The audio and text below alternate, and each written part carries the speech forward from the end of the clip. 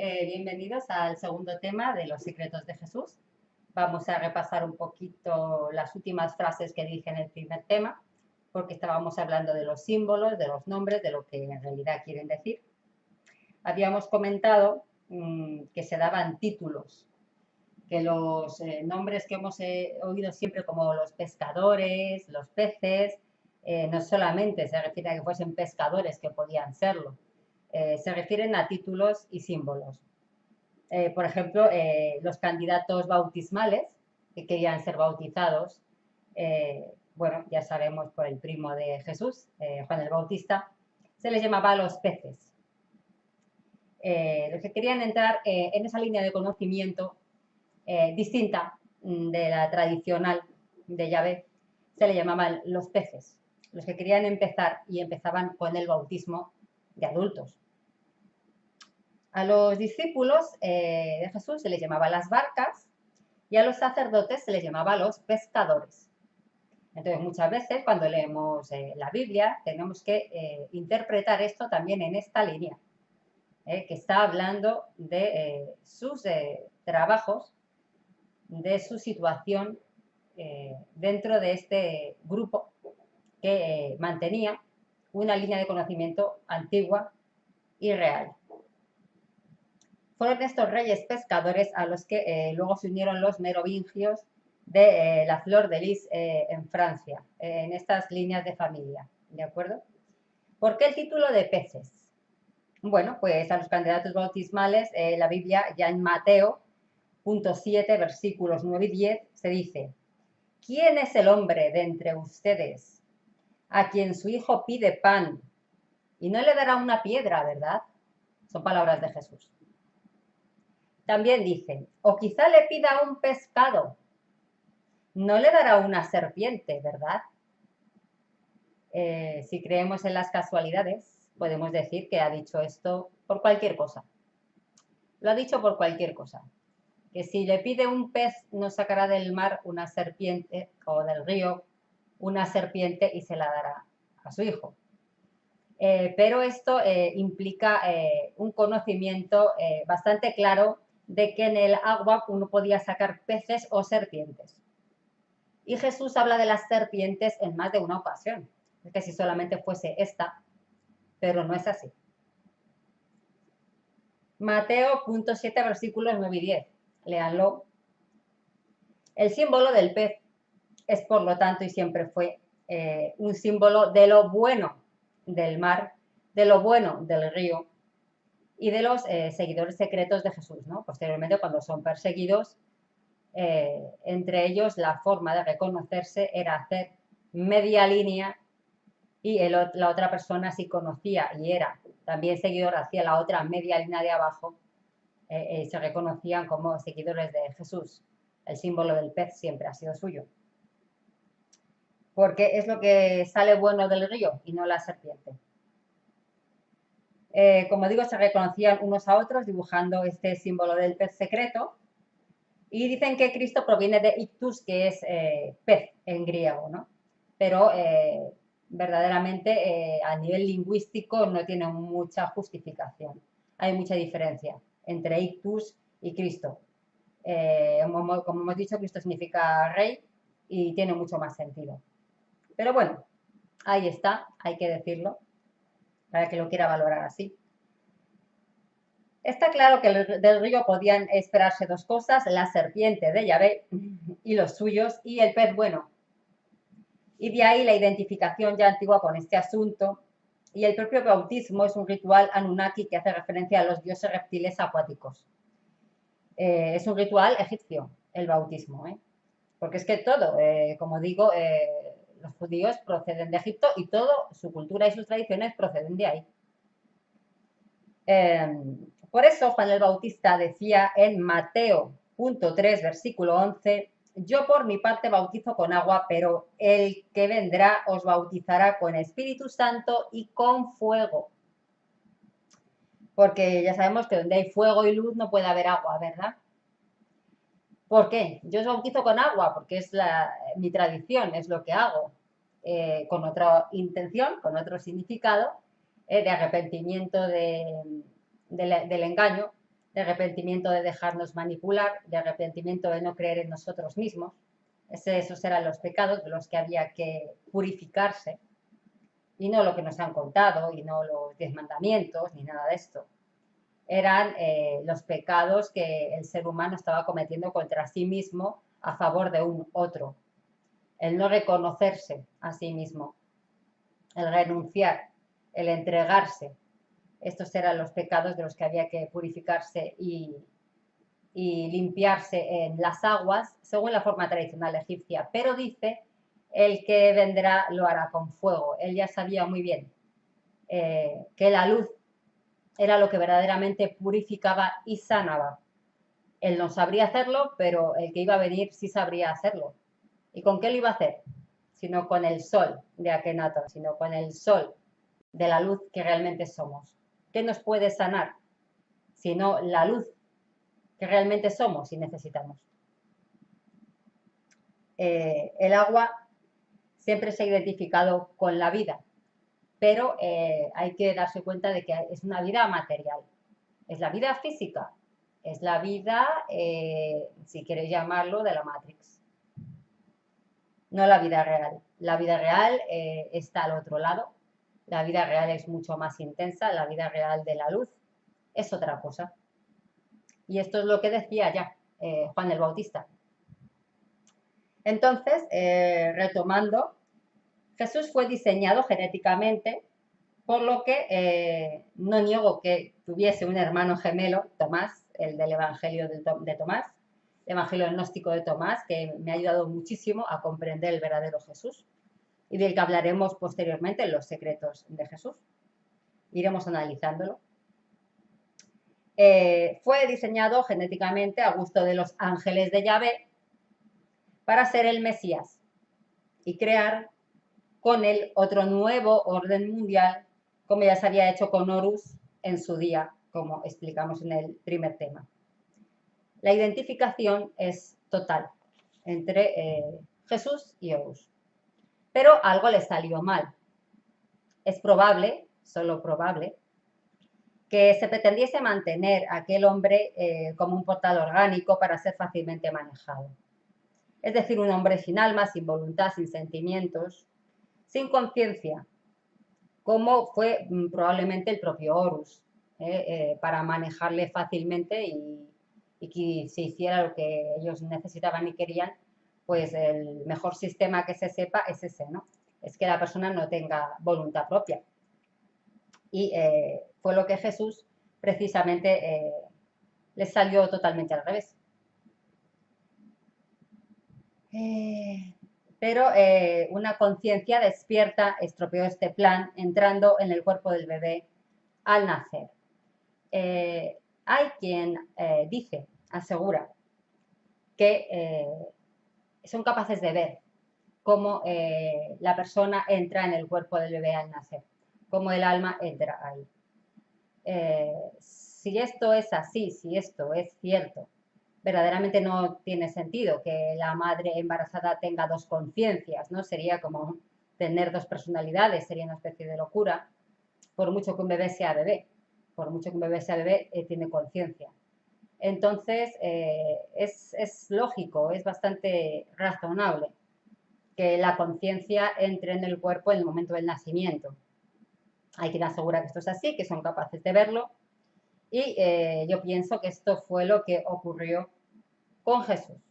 Ellos habían planeado y planificado este Mesías con una genética concreta, este Mesías con una línea de rey y de heredero, para llevar las cosas por otro camino.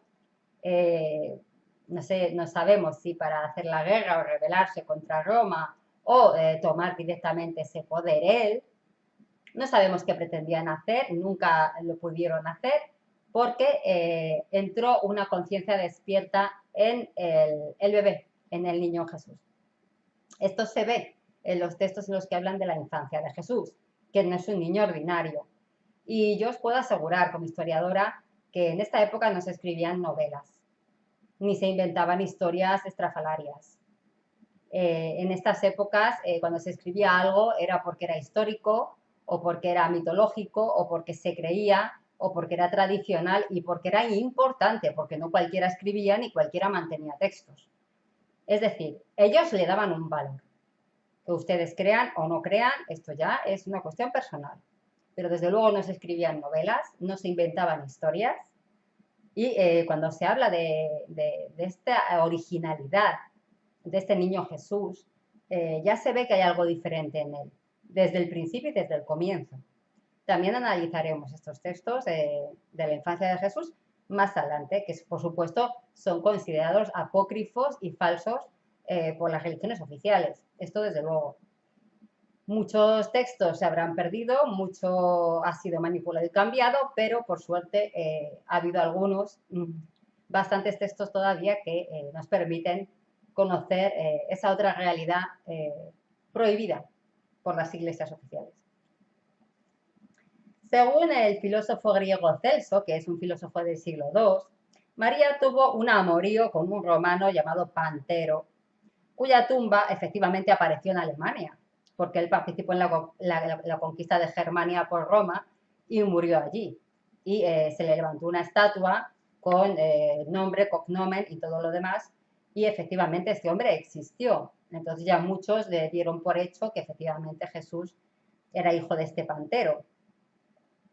Pero si ella tuvo algún acercamiento a aquel romano, desde luego que Jesús no fue su hijo, ya que a María ya la alimentaban los ángeles desde niña y fue puesta en privado en el monasterio.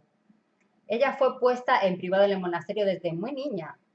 Entonces no sabemos qué grado de conocimiento, de contacto pudo tener con este Pantero, si es que lo tuvo. Pero desde luego el embarazo de Jesús no proviene de él. Quizá este contacto fuese familiar y se haya querido utilizar, pero jamás se habría permitido que el rey Mesías surgiera del primero que llegase, ¿verdad? Todo estaba demasiado controlado y demasiado planificado como para permitir algo así. Jamás se hubiese permitido y si hubiese habido algún embarazo habría habido un aborto y nada más. Pero como Jesús no cumplió finalmente con las expectativas que se esperaban de él, el Talmud de Jerusalén y los escritos medievales judíos le llaman Jesús ben Pantera, a fin de desacreditarlo. Jesús, el hijo de Pantera, a fin de desacreditarlo. Y si María hubiese quedado embarazada de aquel modo, pues no habrían obligado al linaje real de José a tomarla por esposa, incluso presentándosele en sueños para que lograse aceptarla, porque él se resistía a aceptarla como esposa.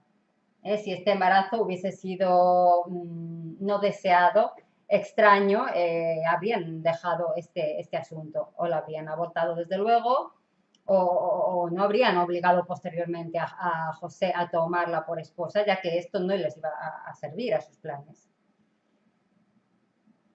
El embarazo fue de su gusto, pero el parto parece ser que no era el tradicional. Quizá esa tradición a ellos tampoco les importaba, esa tradición del parto en septiembre. Quizá es solo una tradición del pueblo que no tenía interés verdadero para los dioses. La luz se les adelantó, quizá ellos tenían también planificado otra fecha y la luz se les adelantó.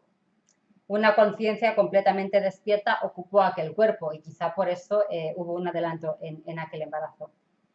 Pero si se permitió que continuase, de alguna manera creo que queda bastante claro que es porque pretendían y pensaban que todo iba en la línea que ellos querían.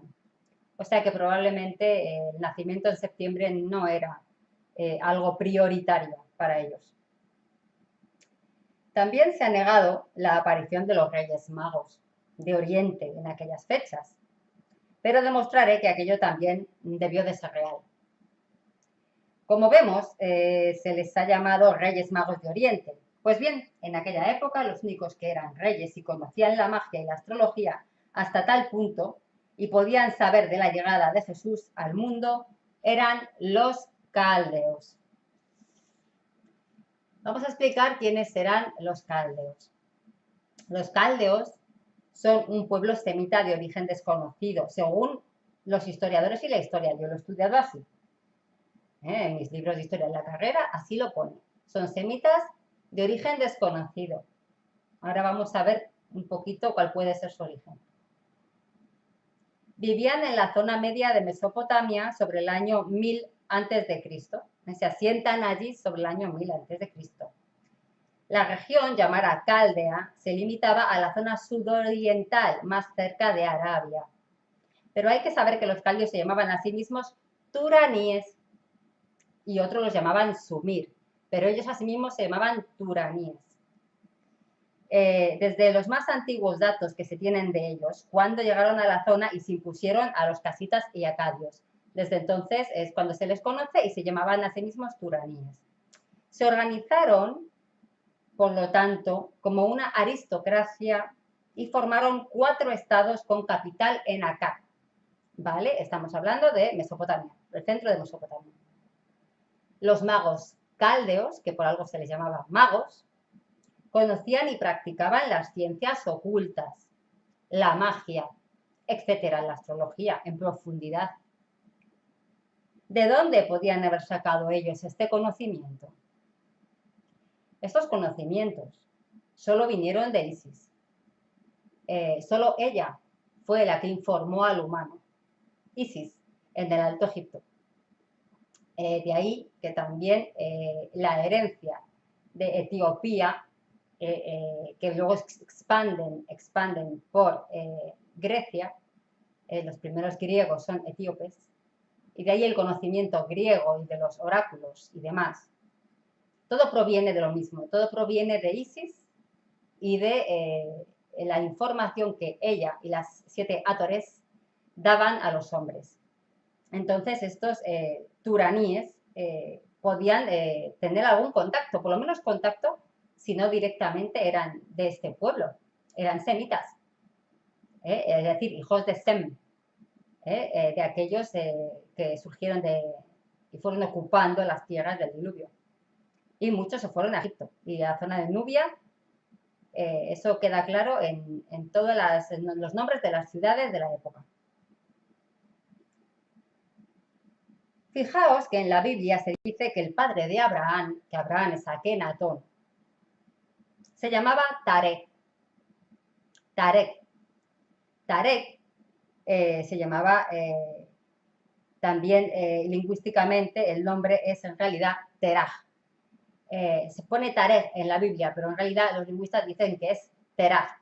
Y Terah es Tera, porque la J es la H.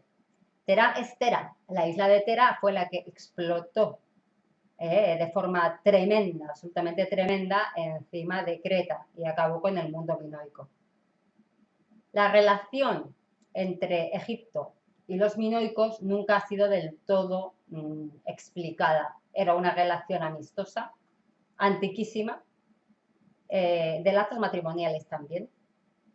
Hay que entender, en aquel mundo tan antiguo, muchas tierras vacías que iban ocupando y que iban contactando amistosamente. No hacía falta conquista, ¿verdad? Había muchos territorios que tomar y una forma amistosa siempre traía también mayores beneficios para todos. Entonces, la amistad entre Egipto y los minoicos nunca ha sido del todo bien explicada, pero hay muchos datos, hay muchas relaciones culturales, hay muchos símbolos, hay muchos dibujos, hay muchos contactos, hay mucha mercadería, hay mucho viaje de un sitio a otro. Entonces, hay que decir que este Taré o Terá quizás nos está hablando de que procedan de los minoicos, de que esta familia tenía relación con ellos. Y los minoicos lo tenían, como insisto, con África y con Egipto. El padre de Akenatón es uno de los más grandes reyes de la historia de Egipto, es Amenofis III. También hay una coincidencia con la desaparecida isla de Tera, como digo, Santorini, región central del comercio minoico. Ellos eran los que tenían el conocimiento y no puede ser una casualidad que estos magos de Oriente, hijos de Terá, también tengan todo este conocimiento. De ahí provenían estos semitas. Es decir, estos reyes magos sabían muy bien lo que venía y la importancia que iba a tener Jesús y se acercaron a darle su reconocimiento y su apoyo y su adoración cuando el niño nació. Por decir, se ha llegado incluso a decir que jamás habrían llegado en el momento del nacimiento de Jesús porque el viaje era de unos 2 años, obviando que un conocimiento único de la astrología podían haber comenzado el viaje 2 años antes. Eso no tiene mucho sentido. No voy a entrar en si los Reyes Magos eran 3 o 4, lo que fuera, no, eso no tiene interés. Carece de importancia. Os hicieron o no las ofrendas de oro, de incienso y de mirra, que tienen mucho sentido, pero que tampoco nos da ninguna información interesante. Solo quiero destacar que hablamos de una misma línea de conocimiento, de los saberes más profundos y secretos de la Matrix, que solo se conocieron en el origen del hombre, en Etiopía y en Nubia, y que muy pocos mantuvieron a través de los siglos. En la Biblia se dice que el origen de la familia de Abraham era la Ur de los caldeos, la ciudad de Ur, en el sur de Mesopotamia, una de las más antiguas, si no la más antigua de Mesopotamia. De los semitas, tengo que explicar que proceden de varias líneas, ¿vale? Sem era hijo de Noé, del que es Ziusudra en las tablillas, y proceden varias líneas. Voy a escribiroslo en la pizarra. De Noé, uno de los hijos es Sem, y de ahí viene la palabra semita. Y de los semitas hay varias líneas. Están los árabes, los hebreos, los arameos y los que llamaban parias, que eran los hebreos mismos. Parias, es decir, sin tierra. Ahí os lo dejo que lo podáis ver. Los árabes quedan asentados en Arabia, es decir, pasan de aquel lugar donde se salvó Noé, que son las islas de Bahrein, y pasan directamente de las islas de Bahrein al continente, a Arabia, y ocupan Arabia, y son los árabes. Luego los hebreos, que como digo significa paria, aquel que no tiene tierra, son los que dicen que pertenecen a la Ur de los caldeos y los que fueron buscando territorios, porque es una zona más difícil, más seca, iban buscando y también llegaron muchos a la zona de África, Egipto. Los arameos se quedan en el desierto occidental y no escriben en cuneiforme, sino en alfabeto. Es muy curioso porque siempre se nos está diciendo que fueron los fenicios los que hicieron el alfabeto. Efectivamente los fenicios desarrollaron el alfabeto y lo expandieron, pero es que aquí ya tenemos que los arameos, de los que provienen, ya escribían en alfabeto, no en cuneiforme como los demás. Este alfabeto es otro conocimiento muy profundo, no es cualquier cosa que escriben, que inventan los hombres. Este alfabeto es un conocimiento muy profundo y original. Esta es la lengua de Palestina de la época de Jesús, el arameo, además. Pero no digo que escribieran alfabeto en la época de Jesús, sino desde el origen. Y el alfabeto, que tanto conoce el pequeño niño Jesús, que en los textos ya lo veremos, como da clases de lo que significa este alfabeto y de la importancia del diseño de estas letras.